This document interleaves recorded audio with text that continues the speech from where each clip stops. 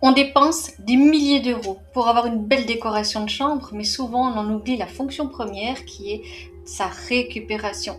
Et la chambre est un endroit sacré. Pourquoi? Parce qu'en fait, c'est l'endroit qui va te permettre à ton corps de récupérer son énergie jour après jour, mois après mois, année après année. Et on en oublie souvent cette fonction. Alors, si cette fonction elle n'est plus remplie, est-ce que finalement on s'en rend compte facilement? Eh bien, pas vraiment. Pourquoi? Parce que dans un premier temps, on commence par simplement récupérer un peu moins. Ensuite, on s'habitue à être fatigué, on s'habitue à procrastiner, on s'habitue à ne plus avoir d'énergie et on finit même par trouver ça normal. Si tu me découvres ici, je suis Céline, géobiologue, radiesthésiste, consultante en Feng Shui.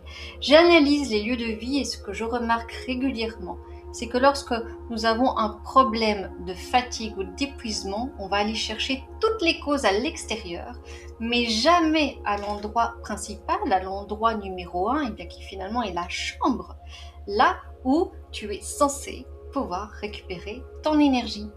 La chambre a une mission, la récupération. C'est ça sa véritable mission. Parce que c'est là que tu vas récupérer ton énergie non seulement physique, mais émotionnelle et également mentale. Alors si tu te réveilles chaque matin, où tu dors minimum 8 heures, voire plus, dans certains cas c'est beaucoup plus, et qu'au final, tu es encore plus fatigué que la veille, alors oui, c'est peut-être intéressant d'aller voir finalement ce qui se passe dans ce lieu où tu es censé récupérer.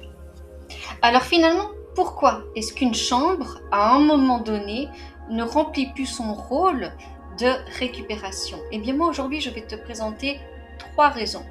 La première, c'est son taux vibratoire. Bon, pour ceux qui me suivent commencent à le savoir que j'adore mesurer le taux vibratoire. Pourquoi? Parce que ce n'est pas une analyse, c'est simplement un point de départ qui va permettre de savoir si déjà il y a une bonne énergie ou pas dans ta chambre par exemple, ou peu importe le lieu, mais voilà, c'est vraiment le point de départ qui va permettre déjà à avoir une indication sur ce qui se passe à ce niveau-là.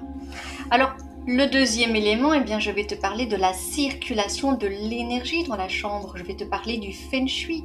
Pourquoi? Parce que le Feng Shui est vraiment très intéressant pour l'équilibre justement de l'énergie. Donc là, on va aussi parler de l'emplacement du lit, qui est aussi quelque chose de primordial pour pouvoir avoir déjà un endormissement favorable, une récupération maximale.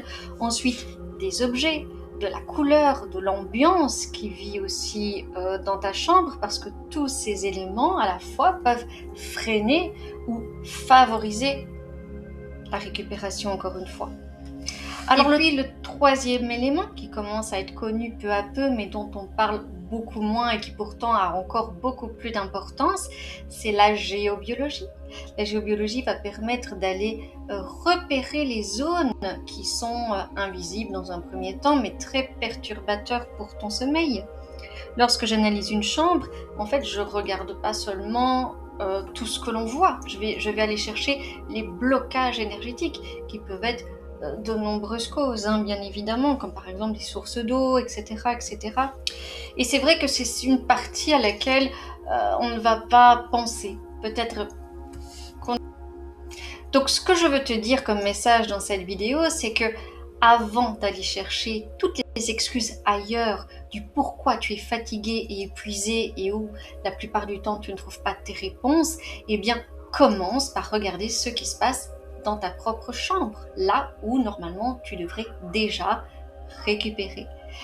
En fait, c'est avec toutes ces analyses et en discutant beaucoup avec vous que j'ai voulu créer une masterclass, donc une mini-formation pour vous apprendre finalement à augmenter le taux vibratoire de votre chambre, de pouvoir aussi avoir quelques bases de Feng Shui pour savoir comment placer votre lit par exemple dans l'endroit que vous désirez dormir, et aussi quelques notions de géobiologique dans le but que vous puissiez déjà vous rendre compte qu'il y a certainement des choses qui ne sont pas propices à votre récupération aujourd'hui.